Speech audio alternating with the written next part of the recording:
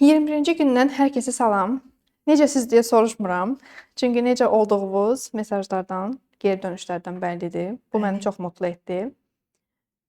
Bu gün əslində gözləyirdim geri dönüşlərin belə möhtəşəm olacağını və bir insanın özünü dəyişdirmək etabına girəcəyini, amma bu dərəcədə gözləmirdim. Amma səndən soruşum Aydan, necəsən?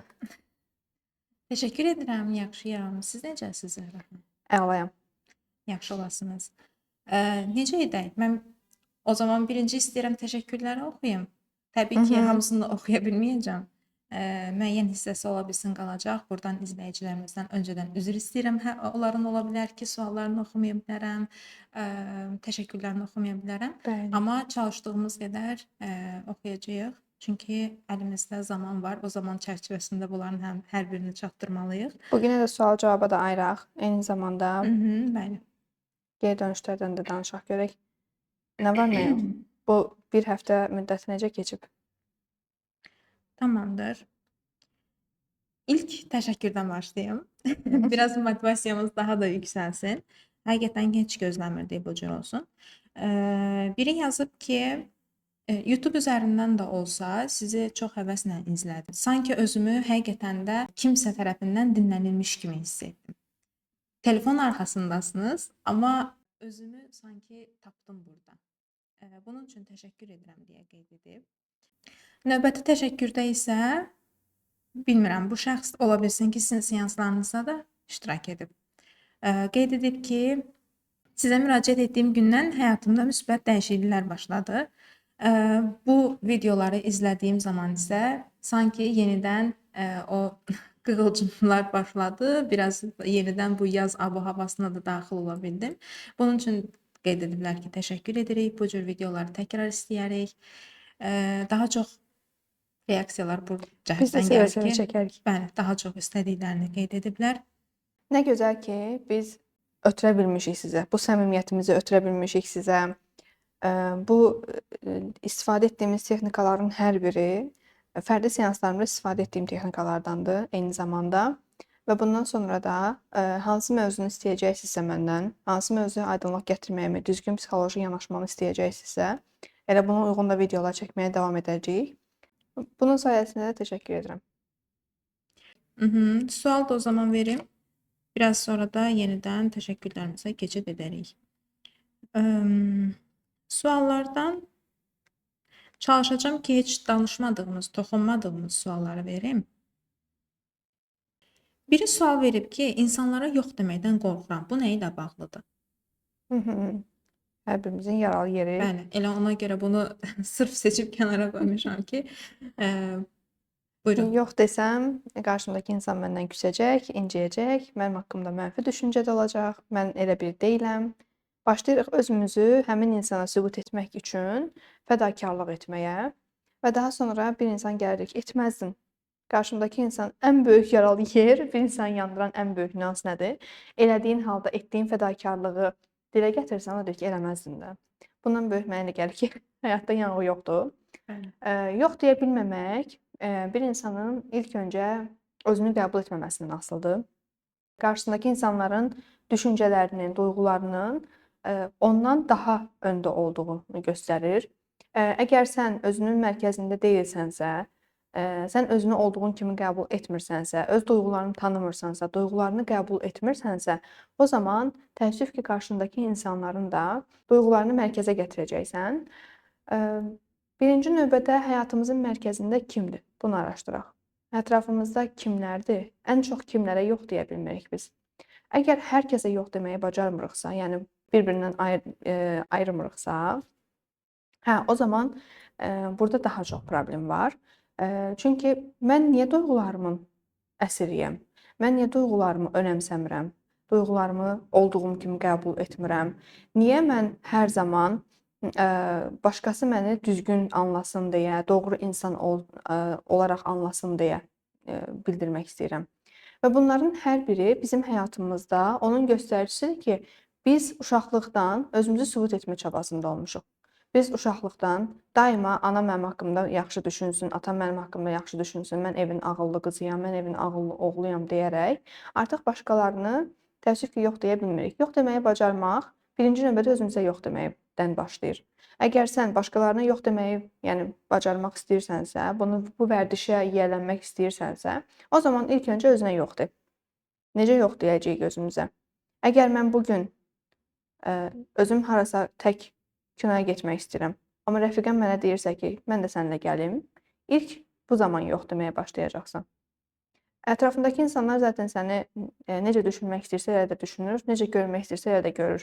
Sən özünü sübut etməklə, mən elə biri deyiləm, mən ona görə etmədim, özünü anlatmaqla heç kim səni başa düşmür və yaxud da sənin dediklərinə əsasən sənə qiymət vermir. Bir insanın baxış pəncərəsi necədirsə, səni necə görmək istəyirsə, o şəkildə də görəcək.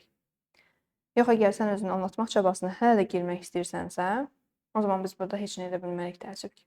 Bir sual da verim. Sonra təşəkkürümüzü qeyd edəcəm burada. Nə təsadüf ki, elə burada həm sual, həm də təşəkkür var. Biri qeyd edib ki, öncəliklə təşəkkür edirəm hər bir şey üçün. Bizim üçün bu qədər əlçatan etdiniz. Seansa gələ bilmirəm, rayondayam. Amma YouTube üzərindən bu cür hər bir şeyi əlçatan etməniz üçün həqiqətən də deyir minnətdaram. Qeyd edib ki, bu videoya baxdım, yararlandım. Amma yenə də özümü heç cür sevməyi bacarmıram. Bunu necə etməliyəm indi mən? Biz bunu əvvəldən də qeyd etmişdik ki, özünü sevmək bir anda olmur. 20 gündə olmur, 7 gündə olmur. Bunun üçün biraz zaman lazımdır. Əgər sən 25, 30, 35 yaşlardasansa və 30-35 yaşına qədər özünü sevməmisənsə, bir həftənin içində özünü sevə bilmərsən. Bunun üçün özünlə barışıq olmağı deməlisən. Daha sonra keçmişini unutmaq deyil də, keçmişi ilə barışmalısan. Keçmişdə yaşadığın situasiyalara, hadisələrə yenidən dəyərləndirmə etməlisən. Sən keçmişdə nə yaşamısan? Bunların hər biri nə üçün sənin başına gəlib? Burdan hansı dərsləri götürmüsən? Niyə özümü sevməliyəm? Niyə duyğularıma önəm verməliyəm? Bunların hər birini yavaş-yavaş sorğulayacaqsınız.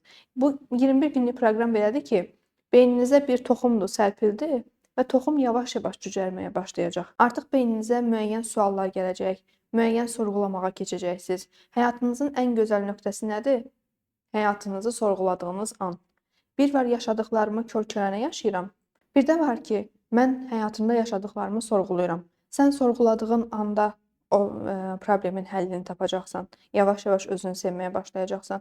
Bu bir həftənin işi deyil. Yəni bunu 21 gün etdim, həmişə nəticə almadım, davam etməyim yox. Mütəmadi sürətdə etdiyiniz müddətcə şüuraltı başlayacaq sizin dediklərinizi bir-bir, yavaş-yavaş inanmağa. Çünki 30-35 yaşına qədər sən özünü dəyərli hiss etmirsən. Sənə sevgi verən olmayıb, sevgi nədir bilməmisən, özünü sevməyi sənə öyrətməyiblər. Təbii ki, sən bu illər ərzində öyrənmədiyin duyğunu 7 günün içərisində öyrənə bilmərsən. Şüuraltını inandırmaq üçün bunu mütəmadi şəkildə etmək lazımdır. Ən minimum 3 ay, maksimum 6 ay müddətində bunları davamlı sürətdə etdiyiniz təqdirdə artıq siz şüuraltıya yox, şüuraltı sizə inanmağa başlayacaq, dediklərinizə inanmağa başlayacaq və bunu həqiqətən də hiss edəcəksiniz. İndi üçüncü sualı verirəm. Əslində demişdim təşəkkürə keçəcəm, amma anlıq məndə sual yarandı. Bu mənim üçün maraqlıdır. İnsan öz missiyasını necə tapmalıdır? Məsəl üçün biz qeyd edirik ki, hər kəsin özünə xas bir missiyası var, amma bəzən insanların beynində sual qalır ki, mən öz missiyamı necə tapım? Bu daxildən gələn bir hissdir. Sən özünü nə edərkən daha çox özündən məmnun olursan, özünü rahat hiss edirsən. Məsələn, mən danışaraq çox rahat hiss edirəm özümü. Mənim missiyam danışmaqdır. Niyə? Çünki danışanda insanlara nəyisə ötürməyi bacarıram. Çox oxuya bilərik, çox bilgimiz ola bilər. Əgər bunu insanlara çatdıra biliriksə, insanların ağlında hər hansısa bir sual yaşarda biliriksə, bu zaman artıq mən missiyamı tamamlayıram deməkdir və eyni zamanda bu numerologiyaya da daxildir. Yəni mən sizə praktik olaraq deyim, həyat missiyanızı necə tapa bilərsiniz? Həyat məqsədimizi necə tapa bilərik? Bu eyni zamanda mənim dərslər əsnasında tələbələrimə öyrətdiklərimdir. Deməli, doğum tariximizin tam şəkildə yazırıq. Məsələn, örnək bir tarix de mənə. Öz doğum tarixim Olar. 23-11-2003. Mhm. Mən də burada yazıram. Və daha sonra rəqəmlərin hər birini toplayın. Məndə 5 alınmalı idi, səhv etmirəm. 23. Daha sonra neçə idi? 11-2003. Aha, 23, 11, 2003. 2 üstəgəl 3, üstəgəl 1, üstəgəl 1, üstəgəl 2, üstəgəl 3. Yəni ayı, günü, ilin hamısının rəqəmlərini toplayırıq. Tək rəqəm çıxana qədər. Tutaq ki, əgər 14 alınırsa, 12 alınırsa, 1-in üstünə 2 gəlirik, 3 eləyirik. Tam şəkildə axıra qədər topladığımız halda 20, 30, 40 kimi əgər sıfırlarla bitirsə sonu, o zaman ikisini də toplayırıq. 4 üstə gəl 0, 4. Və yaxud da 23 alınırsa, 2 üstə gəl 3 bərabərdir 5. Yəni tək sayı çıxana qədər bunları toplayırıq. Və doğum tarixinə bağlı olaraq tək rəqəmə düşürəcəyimiz bu doğum sayısını əldə edirik. Məsələn, neçə idi? Səndə neçə Məndə alındı? 12 oldu. Sonra da ikisini də topladım. 3 çıxdı məndə. 12, o da 3. Tamam. Hı. 12, o da 3. Hər ana sayının enerjiləri var. Yəni 12, 1, 2 və 3-ün enerjisi deməkdir. 1-in enerjisi nədir? Yaradıcılıq və güvən. 2-nin enerjisi işbirliyi və dəngə, tarazlıq. 3-ün enerjisi ifadə və duyarlılıq. Sən bu 3-ün enerjisini daşıyırsan öz bədənində. Yaradıcılığın varmı? Bəli. İnsanlara güvən verə bilirsənmi? Ki, mən bəzən bundan şikayətlənirəm ki, niyə hər kəs mənə güvənir? Ay sağ ol. Bu sənin enerjin deməkdir. İşbirliyin və tarazlığın varmı? Sən ailənlə işin arasında tarazlıq saxlaya bilirsənmi? Bəli. Və ifadə və duyarlılıq. İnsanların hisslərinə, keçirdiyi duyğulara qarşı duyarlılığın varmı? Çünki psixoloqsan var. Bəli. Bu psixoloq da elə belə olmamısan sən bunu. İfadə edə bilirsənmi özünü? Qismən bəli. İnsanlara nəyisə öyrədə bilirsənmi? Bəli. Ki, yeni Daha çox tələbələrim var. danışıram. Bəli. Bəli, xeyirli uğurlu olsun bu arada. Buradan da Təşəkkür yenidən deyim. Sən 1-in, 2-nin və 3-ün enerjisini daşıyırsan. Sən missiyanı tapmısan deməkdir. 1, 2, 3-ün missiyası, daha doğrusu enerjisi bunlardır. Bununla bitmir, deyəcəm sizə. Ola bilər ki, məsələn, izləyicilərimiz arasında 4, 5, 6-ını tapanlar var. 4-cü istiqrar və sürəc, müddət deməkdir. 5-incisi özgürlük və disiplin. 6 vizyon və qəbul. 7 açıqlıq. 8 bolluq və güc. 9 bütünlük və birgəlik. 0 içsəl yetənəklərdir. Yəni ola bilər ki, bir insan 5-in rəqəmini götürsün. Olsun ki, cavabı 5 çıxdı. Səndə neçə idi? 3 idi. 3. Tamam. Ola bilər ki, 5 çıxdı. 5-in enerjisi nədir? Özgürlük və disiplin. Bu insanlar azad ruhlu olduqlarına görə işləmək istəmirlər. Yəni 9-dan 6-ya qədər işləmək onluq deyil. Bir insan özünü daha rahat hiss etməsi üçün özünün iş başında olmalıdır. Özü işləməlidir. Ona heç kim qayda qanun qoymamalıdır ki, 9-da gəl, 6-da get, filan şey et, filan şey. Və bu enerjini daşıyan insanların əksəriyyəti eyni zamanda həm özgür olurlar, özgür ruhlu olurlar, eyni zamanda disiplin də yarada bilirlər. İşlərində disiplinli olurlar. Nə olsun ki, saat 12-də başlayır işə və ya 9-da başlamır, biraz gec oyanır, gec başlayır işə. Amma gününün də ki, düzgün şəkildə bitirə bilir, düzgün şəkildə bölə bilir. Bunların hər biri 1-dən 9-a qədər olan əldə etdiyimiz sayılarda bizim hansı yaşam enerjimizə sahib olduğumuzun göstəricisidir. Hər rəqəmin özünün enerjisi var. Əgər siz 2 rəqəmli rəqəmdən tək rəqəmli bir rəqəm çıxartdınızsa, sənin kimi 12-dən 3 çıxartdınsa, deməli sən 1-in, 2-nin və 3-ün enerjisini daşıyırsan. Yox, əgər sizdə elə əvvəldən təməldən bir rəqəm yaranıbsa, deməli o həmin rəqəmin enerjisini daşıyırsınız deməkdir. Rəqəmin enerjisi nədir? Birinci rəqəmin enerjisi yaradıcılıq və güvəndir. İkincisi işbirliyi və dəngə, tarazlıqdır. Üçüncüsü ifadə və duyarlılıq enerjisidir. Dördüncüsü istiqrar və sürəc, müddət enerjisidir. 5-ci özgürlük və disiplin. 6-cı vizyon və qəbul. Bu nədir? 6-nın enerjisi daha çox göstərişə, estetikaya önəm verən insandır. Yəni bir şəkil çəkəcəksə, ona estetik çəkəcək. Özü nəyisə bir paltar kombin edəcəksə, vizyonuna daha çox önəm verən biridir. Dış görünüşlərə önəm, xarici görünüşlərə önəm verən bir insandır. Bir ortama daxil olur, oranın yeməklərinə deyil, birinci interyerinə baxan bir insandır. Yəni bu mənadadır. 7-cisi açıqlıq, yəni dürüst olan insandır. Hər şeydə açıqlığı sevən insandır. Nə olursa olsun, o insanların həyat missiyası sanki mənə heç kim yalan danışmasın, mən heç kimə yalan danışmayım, hər şey doğruluqla olsun, disiplinlə olsun, hər bir şey şəffaf olsun, dürüst şəkildə olsun. Heç kimin karmasına girən bir insan deyil, heç kimə pislik edən insan deyil, kimisə ahını almaqdan qorxan insanlardır. Sırf 7 enerjisini daşıyan insanlar. 8 enerjisini daşıyan insanlar bolluq və güc anlamındadır. Yəni bolluğa, bərəkətə, bolluq bərəkət də olublar. Oturduqları yerdə pul qazana bilən insanlardır. Sadəcə bir ideya düşünərlər, oradan bir pul qazanarlar. Nəyisə bir adi bir qolbaq satarlar, ondan çox gözəl şəkildə bolluq bərəkət əldə edərlər və gücün missiyasıdır. Bu insanlar gücü içində daşıyır. Yəni güc onlar üçün ən vazkeçilməz mövzudur. 9-u daşıyanlar bütünlük və birgəlikdir. 0 isə içsəl yetənəklərdir. Yəni 0 əgər alınıbsa rəqəmlərdən, deməli bilin ki, siz daha çox daxili gücünüzə baxmalısınız. Daxili gücümdə nə var? Rəsm çəkməkdir. Neçə ildir çəkmirəm. Rəsm qabiliyyətim artıq yavaş-yavaş aşağı düşüb. Bunu yenidən bir üzə verə bilərsiniz və yaxud da hansısa bir incəsənətlə bağlı, idmanla bağlı hansısa bir mövzu ilə fərqi yoxdur, olsun və həmin onların hamısını, o içsəl yetənəklərin hər birini gün üzünə çıxardandan sonra görəcəksiniz ki, həyatınızdakı o bolluq bərəkəti də, sevgini də, özünüzlə bağlı olan özgüvənsizliyiniz varsa, bunların hər birini bərpa etmisiniz deməkdir. Gələk digərinə, həyat məqsədimizə. Bu oldu bizim rəqəmlər olaraq bizim daşıdığımız enerji.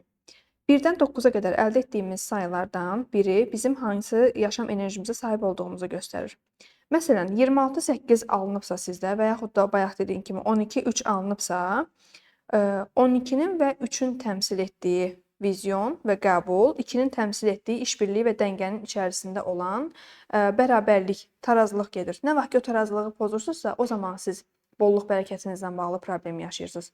Ola bilər ki, həyatınızda bir dönəm İşiniz daha çox öndə olar, ailə qalar qıraqda. Bir dönəm ailə gün üzünə çıxar, iş biraz kənarda qalar. Bu zaman görəcəksiniz ki, bolluq bərəkətinizdə, özünüzlə bağlı olan özgüvəninizdə bir problem yaşayırsınız və yaxud da bir çöküş yaşayırsınız.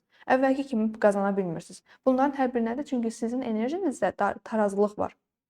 Nə vaxta qədər ki, sən o tarazlığı qoruyacaqsansa, deməli enerjini də qoruyacaqsan deməkdir və bu da səni bolluq bərəkətə aparan bir kanaldır. İndi bildinmi sən niyə psixoloqsan? Həyat məqsədini bildin, hansı enerjini daşıdığını və həyatının məqsədi nə olduğunu. Bəli. Əslində sən həyat missiyanı tapmış bir insan olaraq çox şanslısan. Hər bir insan doğum tarixini yazaraq, qeyd edərək, hansı rəqəmi alırsa, həmin rəqəm ona nəyi deyirsə, nəyi təmsil edirsə, onunla məşğul olduğu zaman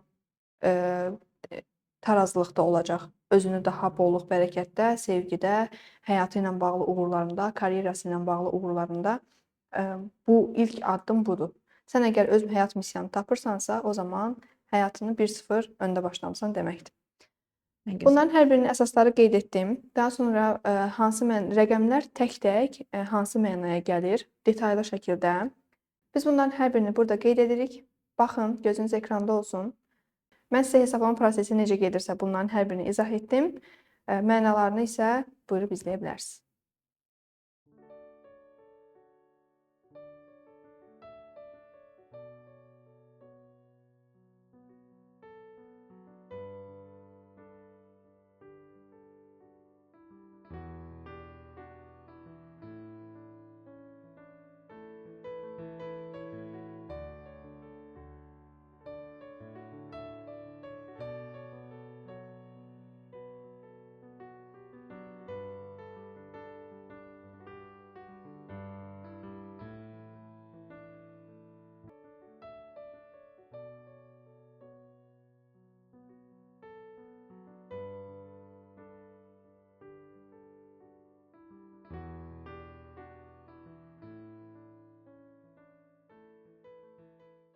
Zəhra xanım, bir şey nəzərinizə çatdırmaq istəyirəm.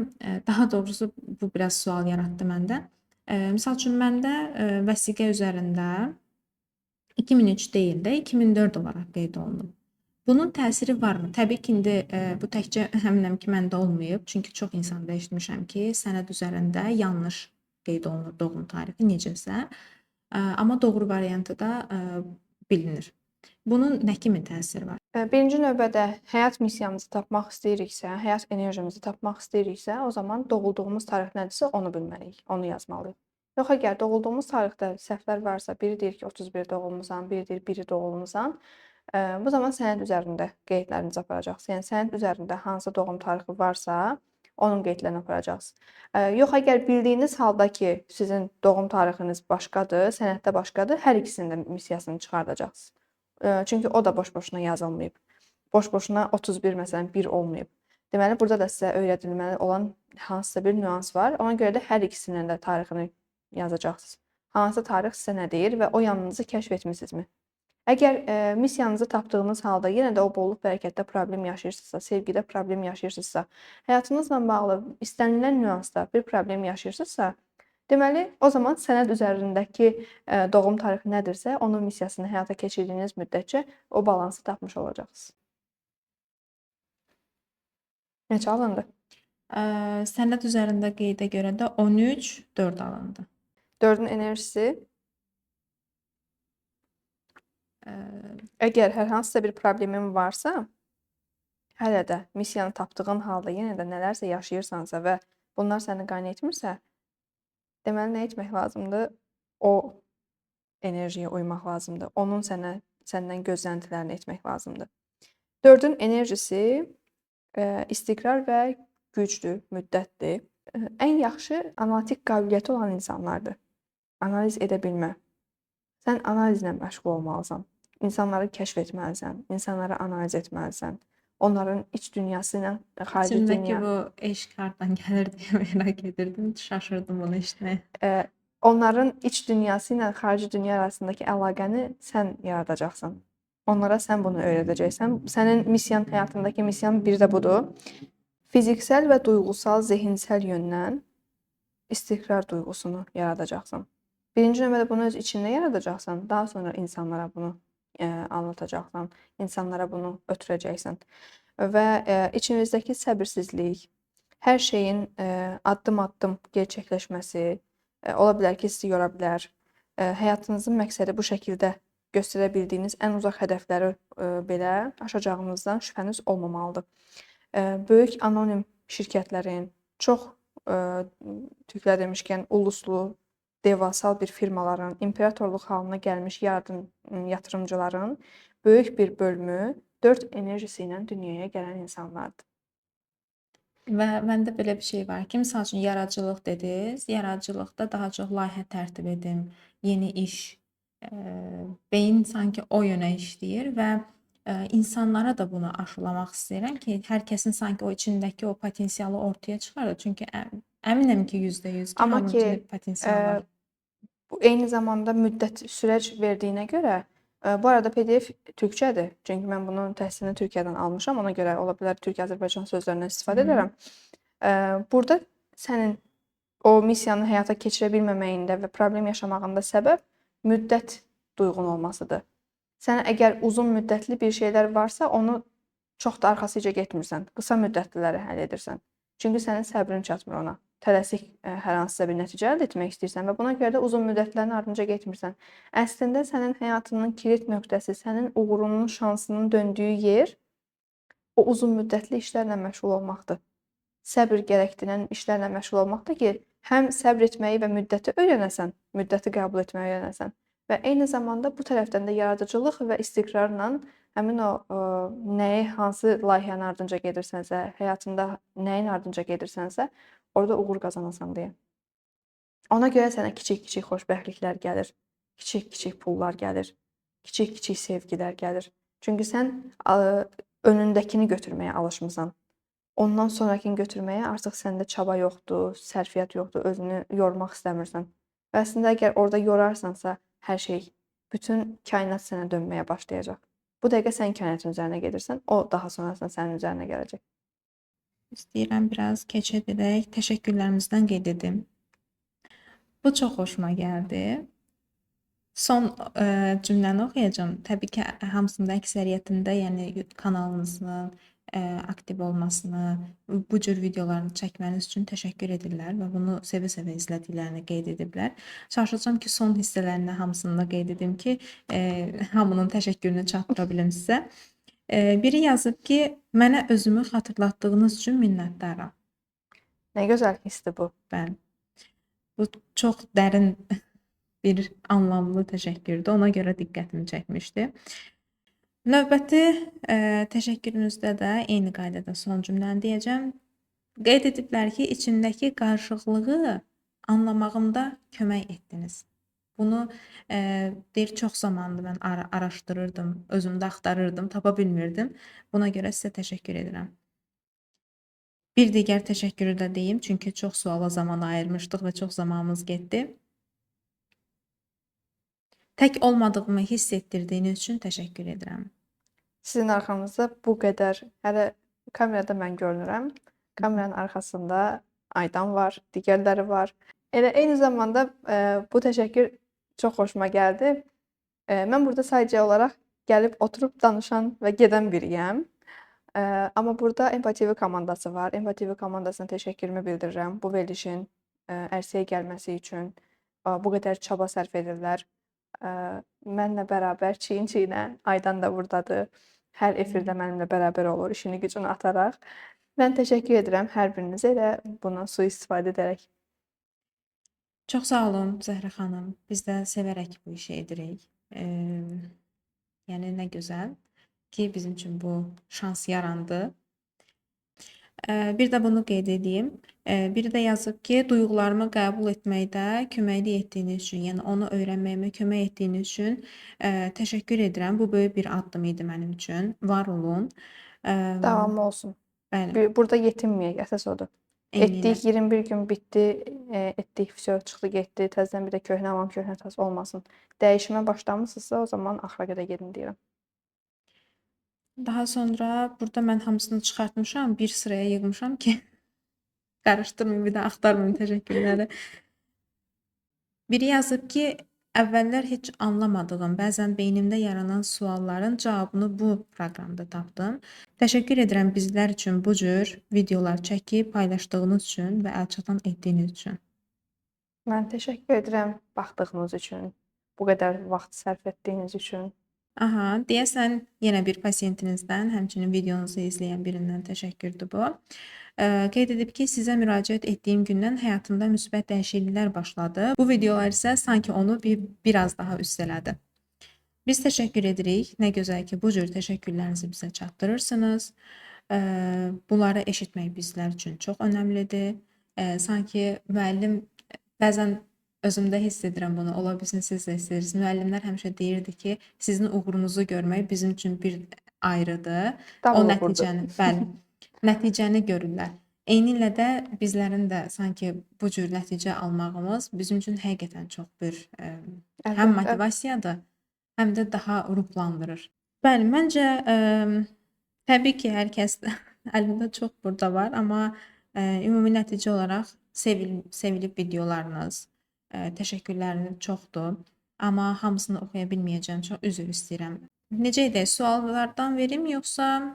İstəyirsənsə bir-iki sual da cavablandıraq. Tamam. İndiyə qədər danışmadığımız bir mövzu Mhm. olsun. O zaman bircə dəqiqə mən... Biz panik atakdan danışmamışıq deyəsən. Xeyr, panik atakda aid video çəkərik. Ayrı olsun yoxsa Genişliyi ilə. burada? Hə, çünki istəmirəm. Panik atak elə bir mövzudur ki, sırf psixoloji bir mövzudur. Və istəmirəm ki, sadəcə qısa bir özət keçərək kimisə həyatına təsir göstərək. Tamam. Sadəcə onda bir dənə sualı oxuyum. Mhm, Bunu biz buyur. saxlayaq, növbəti videolarımızda çəkərik. Sual vermişlər ki, panik ataklarım var, onları necə idarə edə bilərəm? Panik atakın yaranma səbəbini danışmalıyıq birinci növbədə buna görə. Nə üçün yaranıb, necə olub? Elə daha da yaxşı, elə bu vasitə ilə sual vermiş olaram və cavab verər həmin şəxs kimdirsə. Bəli. Panik atak neçə ildir olur? Kim diaqnoz qoyub ki, o panik atakdır? Çünki biz adi həyəcanlananda belə deyirəm ki, panik atak tutdu. Bu yanlış bir seçimdir. Əslində təşviş də ola bilər bu. Ola bilər, təşviş, həyəcan pozuntusu ola bilər, obsessiv ola bilər. Hansısa bir atak sadəcə tuta bilər, həyəcan sadəcə var. Bu diaqnozu ona kim qoyub? Əgər YouTube-dan, digər yerlərdən baxaraq əlamətlərindən bir-iki dənəsini özündə görən bir insan öz-özünə panik atak diaqnozunu qoyubsa, bu yanlışdır. Yox, əgər həqiqətən də panik atak varsa, bunu psixoloq tərəfindən, mütəxəssis tərəfindən diaqnoz qoyulubsa, o zaman 4-7-8 texnikasından istifadə edirik. Bunu Instagram səhifəmdə də paylaşmışam. Əgər panik atak keçirirsənsə, o zaman 4-7-8 texnikasından istifadə etməlisən. 4 saniyə nəfəs alırıq, 7 saniyə tutub 8 saniyə nəfəsimizi buraxırıq. Daha sonra ayaqlarımızı tam şəkildə yerə basaraq mən güvəndəyəm, mən rahatam, hal-hazırda keçirdiyim bir atakdır, bunların hər biri keçəcək deyərək afirmasiyalardan istifadə olunmalıdır. Amma bunu daha geniş formada mövzuya həsr edərək texnikalardan da istifadə edərik, deyərik. Oldu o zaman. Elə deyəsən bizim bu 21 gündən sonraki ilk videomuzun da mövzusu bəlli oldu. Bəli. Yəni bu arada izləyicilərimiz üçün qeyd edim ki, hər kəs öz suallarını ünvanlandıra bilər və özlərində o dediyiniz yanlış diaqnozlar var idi ki, kimlər tərəfindən nələr deyilibsə, onları dəqiqləşdirmək üçün də bizə müraciət edə bilərlər. Biz tam açıqlaması ilə onlara diqqətinə çatdıraq. Bir növbəti sualı qeyd edim. Bu barədə danışmışıq, əslində özünü ifadə ilə bağlı idi. Bir növ elə bizim bu videolarımıza da əsasladı. Özümü deyir ifadə edə bilmədiyim üçün, yəni ümumiyyətlə deyir ki, özümü ifadə etməkdə çətinlik çəkirəm və tez-tez ağlayıram. Bu normaldırmı? Xeyr, təbii ki, normal deyil. Bir insan başqasına özünü ifadə edə bilmirsə, birinci növbədə öz-özünə ifadə edə bilmir nəyisə, ona görədir. Yığılıb qalmış duyğuları var. Texnikalardan istifadə edərək bunların hər birindən azad ola bilər. Birinci növbədə dəftərə yazsın. Necə ki, bizim duyğu dəftərimiz var idi, ora yazacaqdı Bəli. bütün duyğularını. Bütün duyğularla tanış olsun. Birinci növbədə öz-özünə etiraf edə bilmədiyi şeyi öz-özünə etiraf etsin, daha sonra başqalarıyla ifadə etməyi öyrənəcək. Elə buna bənzər bir sual da var idi ki, elə eyni qaydada həmin şəxsdə emosiyalarımı ifadə etməkdə çətinlik çəkirəm, bu niyə belədir? Çünki duyğularını o qədər basdırıb ki, ağlama deyilib, ağladığı halda ağlama deyilib, gülmə, çox gülmə, filan şey etmə, əylənmə, düz otur, düz danış mövzusu o qədər qısıtlanıb ki bir insan. Ona görə artıq həmin adam öz duyğularının fərqində deyil. Yaşadığı duyğuları yaşayandan sonra başlayır öz-özünü günahlandırmağa. Əslində öz-özünü günahlandırmır. Valideyninin səsləri onun iç səsinə çevrilib deməkdir. Duyğuların hər birini yazdıqdan sonra, tanış olduqdan sonra kiçik şeylərlə başlasın duyğularını ifadə etməyə. Bu gün nəyi istəyirəm, nəyi istəmirəm, bu gün hansı duyğunu yaşamaq istəyirəm, istəmirəm. Bunlarla kiçik-kiçik duyğularla yavaş-yavaş artıq başlayacaq. Öz-özünə duyğularını etiraf edəcək, öz-özünün duyğularından xəbərdar olacaq və daha sonra başqalarına da bunu ifadə edə biləcək. Hı -hı. Burada sadəcə mövzu olaraqdır, ola bilsin ki, bunu da bir ayrı video olaraq çəkərik. Sual belə idi ki, gecə çox düşünürəm və yuxusuzluqda çətinlik yaşayıram. Bununla necə mübarizə apara bilərəm? Bunun üçün meditativ formada hər yatmamışdan öncə özünü rahat şəkildə hiss etməlidir. Otağı rahat olmalıdır. Heç bir halda ora yük aparmamalıdır. Heç bir günün yaşadığı stresi biz yataq otağına daşımalı deyilik. Bunu əvvəlki efirlərdə də dedik. Və tütsülərdən istifadə edə bilər, şamlardan yandıra bilər, meditasiya musiqisinə qulaq asa bilər. Özünü nə rahatlaşdırırsa bunu ilk öncə tapmalıdır və daha sonra əməl etməlidir və eyni zamanda mən hər zaman səhifəmdə paylaşıram. Axşam afirmasiyaları var. Özümü rahat hiss edirəm, huzurlu hiss edirəm. Keçirdiyim, hal-hazırda yatacağam və yatdığım halda özümü rahat hiss edəcəm. Səhər-səhər sağlam şəkildə, enerjik şəkildə oyanacağam və digər afirmasiyalardan da hər axşam və hər səhər afirmasiyaları mən səhifəmdə paylaşıram, ondan istifadə edə bilər. Tamam, təşəkkürlər Zəhra xanım. Sual verim yenə yoxsa bir başqa vaxt ümumiyyətlə suallar Ola üçün bilər. ayıraq? Necə edək? Sualların hər birinə biz zaman ayırarıq. Bu arada Tamam. neçə Çünki dəqiqəmiz suallar olub? çoxdur. Hələ ola bilsin ki, yenə də gəldi. Zaten siz səhifənizdə daima suallar üzərindən, yəni sorğular keçirirsiniz. Saxlayaqmı? Hər hansısa bir sualları olarsa, həm videonun rəy bölməsində yaza bilərlər. Eyni zamanda Instagramda mən hər zaman story bölməsində sorğu keçirdirəm, orada qeyd edə bilərlər. WhatsApp nömrəsinə yaza bilərlər. Biz keçən dəfə də bunları bildirdik hər birini. Və bir verilişimizi, bir efirimizi də sual-cavaba ayırarıq. Bəli. Çünki suallar çoxdur. Yəni insanları həqiqətən burdan çox yormaq istəmirik. Zamanımız çox gedəndə yorulur bəzən. Sonlandıraqmı? Sonlandıraq. Tamam o Bu günlük zaman. də bu qədər deyək. 21 günün sonuna gəldik. Ümidvaram ki, dəyişimi yaşamısınız. Əgər dəyişimi yaşamamısınızsa, ola bilər ki, nəticə almaya bilərsiniz ən qısa müddətdə. Amma şüuraltı burada dirənc göstərdiyi üçün illərdir yığılıb qalan duyğuları var. İllərdir yaşamaq istəyib yaşaya bilmədiyi duyğuları var və bu gün onların hər biri gün üzünə çıxır və şüuraltı buna hazır deyil. Nə qədər dəyişməyə hazır hiss etsək də özümüzü, əslində şüuraltı bir o qədər də hazır deyil bunlardan. Və minimum 3 ay, maksimum 6 ay ərzində bu tapşırıqların hər birini ilk günkü kimi edərsinizsə, o zaman nəticə alacaqsınız və bundan əlavə də bizim texnikalarımız olacaq. Bundan əlavə də bizim videolarımız olacaq. Bizi izlədiyiniz üçün təşəkkür edirəm. Yaxşı ki, varsınız. Təşəkkür edirəm Aydan bir daha. Növbəti efirlərdə görüşərik. Təşəkkürlər Zəhra xanım. Hələlik izləyicilərimiz görüşənədək. Görüşərik.